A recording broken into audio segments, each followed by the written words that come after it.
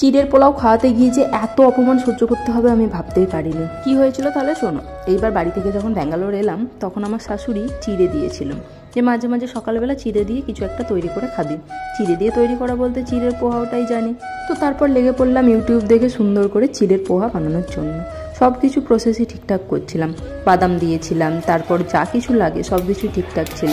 তার সাথে বর বললো একটু আলু দাও, তো আলুও দিলাম। আমার বর বলছিল চিড়েটাকে ভিজিয়ে রাখো, কিন্তু আমি ভাবলাম চিড়ে ভিজিয়ে রাখলে চিড়েটা তো একেবারে নরম হয়ে যাবে, তাহলে তো খেতে ভালো লাগবে না। তাহলে চিড়েটা ভালো করে 2-3 বার ধুয়ে নিই, তারপর দিয়ে দেবো।